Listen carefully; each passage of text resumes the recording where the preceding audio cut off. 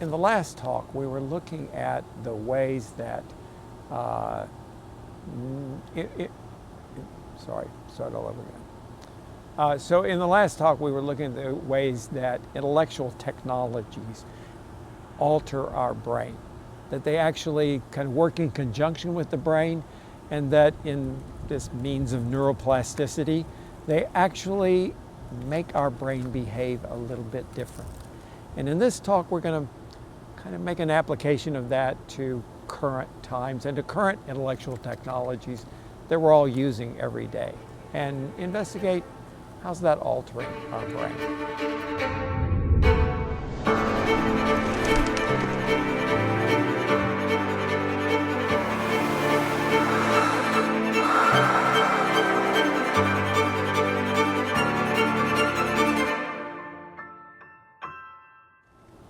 So at the end of the last talk, I read a little quotation from Cory Doctorow, and he said, whenever we turn on our computers, we are plugged into an ecosystem of interruption technologies.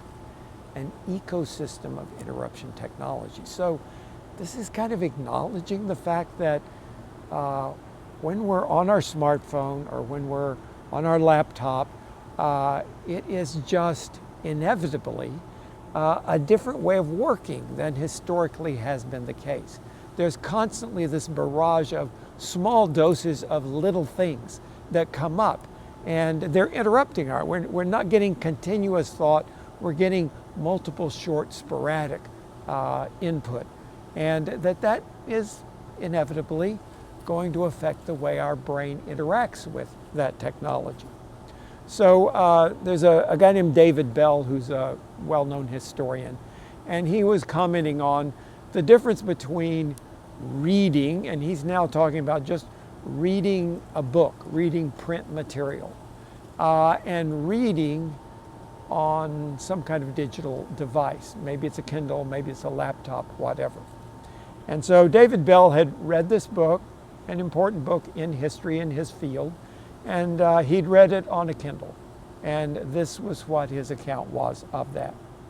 He says, while the book is well written and informative, I find it remarkably hard to concentrate. I scroll back and forth, search for keywords, and interrupt myself even more than often to refill my coffee cup, to check my email, to check the news, to rearrange files in my desk drawer. Eventually I get through the book, and I'm glad to have done so, but a week later, I find it remarkably hard to remember what I have read. So he's observing there's a difference between what I get out of reading the same material in a book in the way one normally reads a book, or on a digital device where there are, in Cory Doctorow's terms, all of these ecosystems of interruption technology. Do we just operate a different way when we're operating in a digital environment like that? Now, there are definitely people who are into neuroscience and neuroplasticity who have begun to observe changes made in the brain as a result of these interruption technologies and of using these interruption technologies over and over and over again, more and more hours every day. So for example, Michael Merznick, who is one of the premier neuroscientists interested in neuroplasticity, taught for many years at University of California, San Francisco, he said about the internet's power to cause not just modest alterations in your brain, but fundamental changes in our mental makeup. He says the following: the net's cacophony of stimuli short circuits both conscious and unconscious thought, preventing our minds from thinking either deeply or creatively. So all of these interruptions, all of these momentary bits of stimuli keep us from thinking either deeply or creatively. Gary Small, who's a professor of psychiatry at UCLA, said, The current explosion of digital technology not only is changing the way we live and communicate, but is rapidly and profoundly changing our brains. The daily use of computers, smartphones, search engines, and other such tools stimulates brain cell alteration and neurotransmitter release, gradually strengthening new neural pathways in our brain while weakening the old ones. So the point is, David Bell is observing, maybe I don't remember as much when I read digitally as when I read print. Many of us have that kind of experience. I have an ongoing argument with my brother, who's a big digital reader, and I'm a big print reader, and he swears there's no difference. But I think the research pretty much bears out that there is a difference in the amount we absorb in those different media. But then these other guys, Merznick and Small, they both take it another level, and they say it's not just that you get a different result when you read that way, but it actually alters your brain. It alters neuronal connections in your brain. And part of the point here is that we talked about when we were looking at neuroplasticity, how one of the things that makes neuroplasticity the most effective is this sustained, continuous, repetitive, intense stimulation. And that's exactly what digital devices deliver to us. They give us that intense, sustained stimulus. And it's intense, and it's over and over and over in a similar pattern, where you're scrolling and finding something, scrolling and finding something, scrolling and finding something. It's like a lab rat in an experiment. You press the lever, you get this delivery of an idea or a social contact or a friend's message. You press the lever, another one comes. You press the lever, another one comes. This trains your brain in a very, very potent fashion. And neuroscientists are saying there's never been a device, there's never been an intellectual technology that was so perfectly suited to the neuroplasticity of your brain and actually would shape your brain in a significantly different way. So let's figure out for a minute how that works. How does your brain behave when you're reading long-form text, books?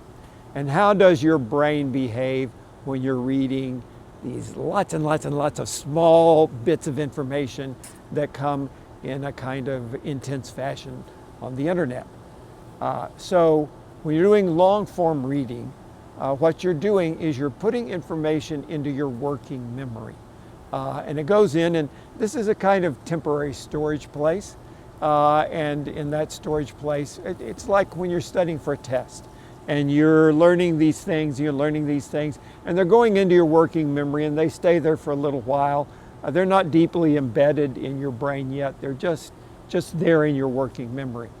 And then maybe you can take a test a day or two later, and you can spit it out, and it works perfectly. And then a week later, you don't remember any of it. It was just in your working memory. It wasn't really embedded in your brain. But what this working memory does is it has a certain, what they call cognitive load. You can put only so much in the working memory, and then it gets overloaded. And it is possible to get cognitive overload, and at that point things start getting confused. And sometimes if you cram too hard, you get cognitive overload, and you can't hold that in your working memory. But when you're reading a long-form book, that little bit of information comes slowly, related to each other into your working memory, and it's within the limits of your cognitive load. It's just little thimblefuls of information sporadically put in and related to each other. And then in the working memory, you begin to make associations of these things together to go into your long-term memory. Now, people used to think of the long-term memory as pretty much like working memory, but it stays there longer. It's just this big warehouse where lots of facts and information stay in your brain. But in fact, now through neuroscience, we have realized it's not like that. I mean, in a way, if it were like that, you'd think, well, why do we even need long-term memory anymore? You just got Google and you can always pull up that information. But your long-term memory is not just a storage place for facts and information. What happens is the working memory associates these little bits of information into what they call schema. And schema are little thoughts or little packages of associated memory that then when they get put into schema, then they can be accepted into long-term memory. And in some ways, this is our intelligence. This is our intellect. How you take that information, process it in your working memory, create these schema, and put it in your long-term memory, that's what makes you smart. That's what makes you intelligent. That's what gives you the ability to think, because now you've got these schemas in your long-term memory to think with. Now, all of that works beautifully, and the book is extremely well suited to give you that information in doses that allows you to put it in your working memory, to cogitate over it in your working memory, to create these schemas, and to deposit them in your long-term memory. But when you're working on a digital device, or in particular when you're working on the internet, or when you're working with these ecosystems of interruption, you're getting a barrage of much more information. And you're getting disassociated pieces of information. Things I was reading in the book, and then I checked my email and something extraneous comes in, and then I went back to my news feed and something else came in, and I tend to get this much more chaotic bit of collection of information in my working memory. That's harder to make schema out of. Also, I tend to get cognitive overload. There's so much information that we're getting constantly when we're scrolling on the internet, or when we're absorbing information on an interruption device. It's just so much information that it's hard for that working memory to consolidate that into schema and put it into long-term memory. So the thought now is that, unfortunately, in a lot of instances, because we're spending so much time on the internet, and because we're spending so much time with that cognitive overload, we're simply not creating those schema. And we're simply not depositing those things in our long-term memory. And that's why someone like Mazurnik could say, that's why we're not capable of deep thought or creative thought in the same way, because that deep thought and creative thought comes from that long-term memory. And if we're not making those deposits there, we're not able to withdraw it and really do deep and meaningful creative thought. So it's kind of a combination of the way our brain is structured, the way we receive information, the way we process information, the way we store information, that in interaction with these intellectual technologies, the book on the one hand and the internet on the other hand, that deliver the message in a completely different way. Now, is that good? Is that bad? What are the results of that? Let's think about that for a moment. So, is this a good thing or a bad thing? The difference between the way we structure our brain using the intellectual technology of the book, or the way we structure our brain using the intellectual technology of the internet. Definitely, according to Michael Merznick or Gary Small, these neuroscientists, psychiatrists, they think it is making us less capable of deep or creative thinking.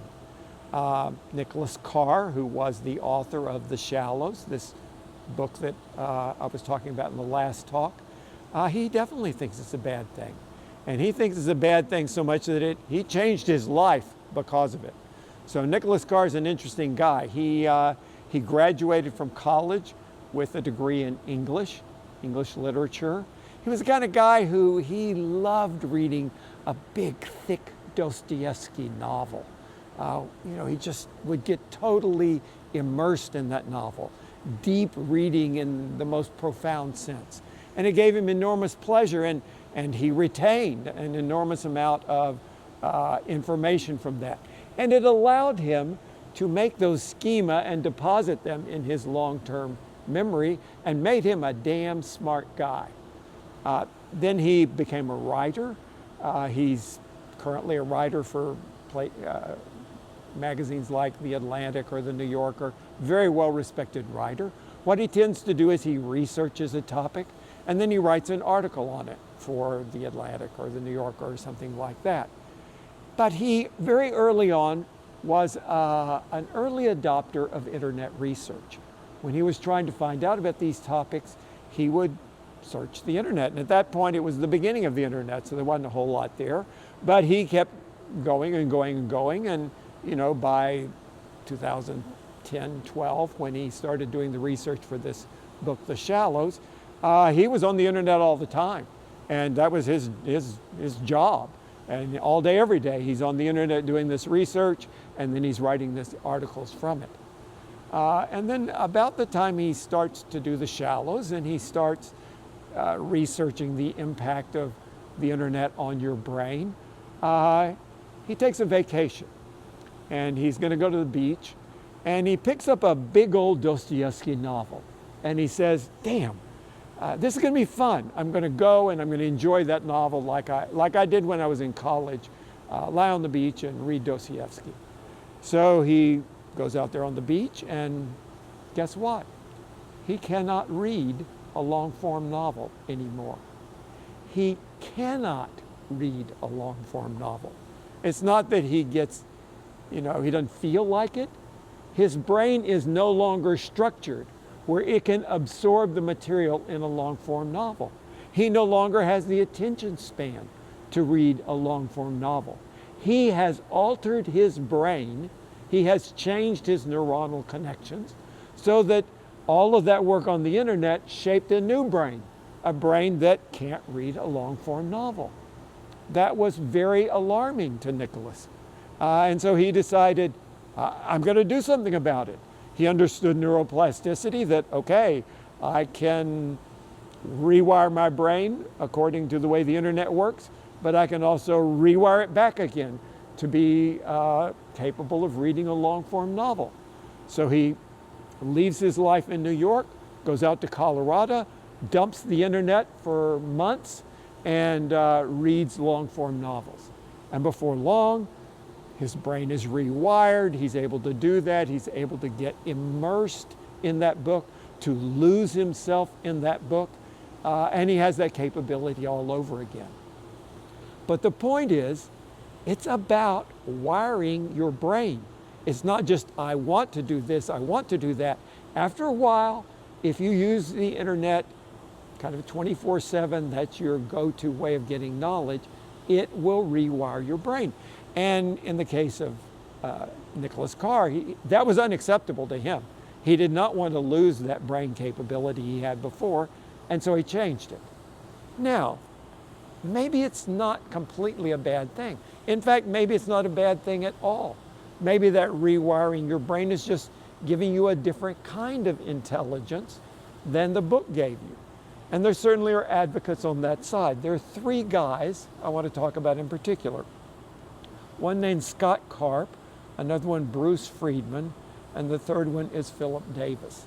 And all three of them are extremely well-educated people. They're all three writers. They're all three people who do a similar kind of thing to what Nicholas Carr does. They're researchers and writing on various topics. They have quick access to tons of information. They do very potent searching. They've got all these filtering tools that go with that. They've got lots of access to lots of people's opinions, and they find that very helpful in creating the kind of work they do. Let me read you a couple of things they say. Friedman says that he's never been more creative than he has been recently. He attributes that to, quote, the ability to review and scan tons of information on the web. Karp has come to believe that reading lots of short linked snippets online is a more efficient way to expand his mind than, as he says, reading a, quote, 250-page book. Though he says, again, quote, we can't yet recognize the superiority of this network thinking process because we're measuring against our old thought process. So basically he's saying, okay, I can't read in the way Nicholas Carr decided he wanted to read. My brain isn't wired to do that.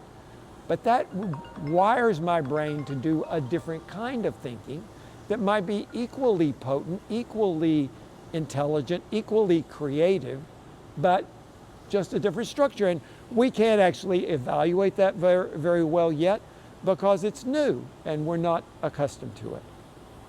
So Davis says, again quote, "The internet may have made me a less patient reader, but I think in many ways it's made me smarter.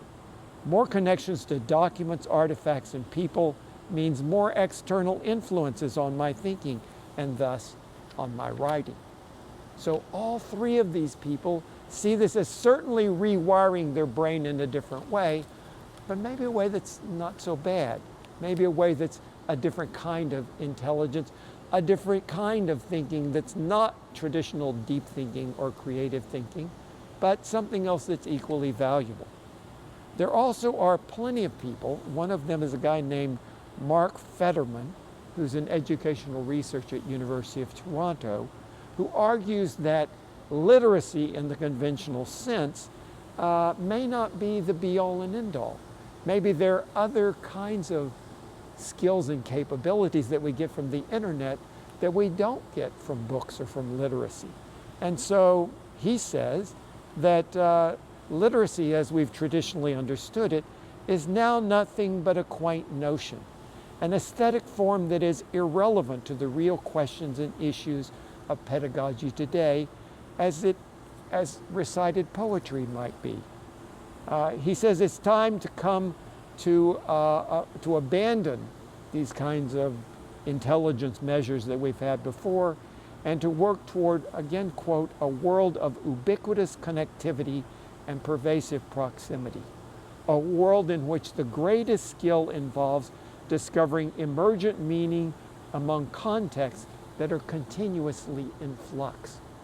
So the internet gives us the ability to have a kind of mobile intelligence where we can address things that are much more in flux and things that are not hierarchical, things that are much more networked.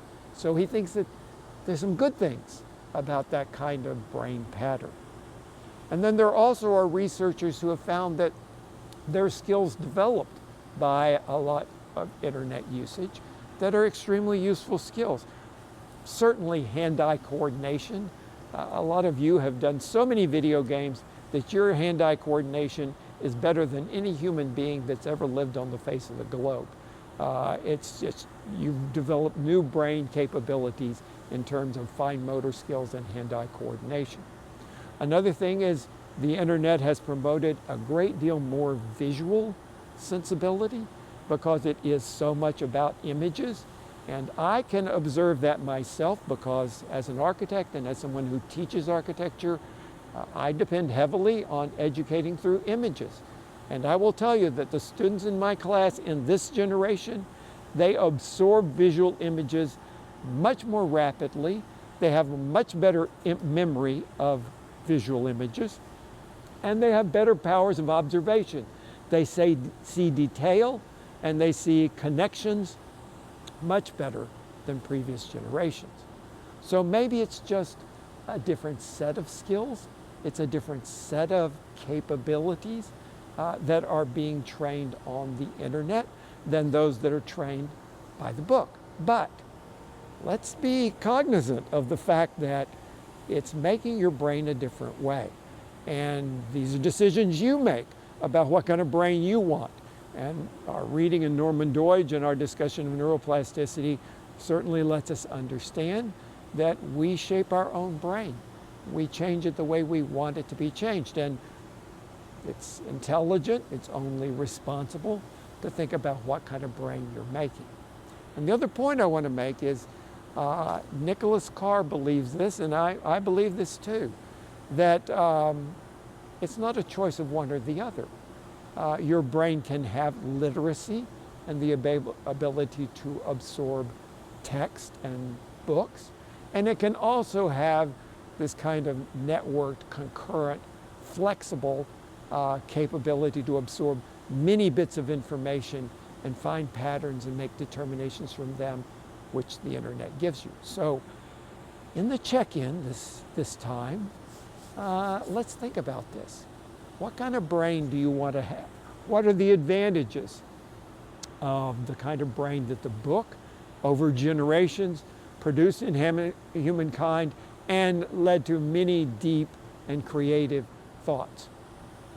What are the potential advantages of this new kind of brain that is promoted much more by the internet? Okay, see you.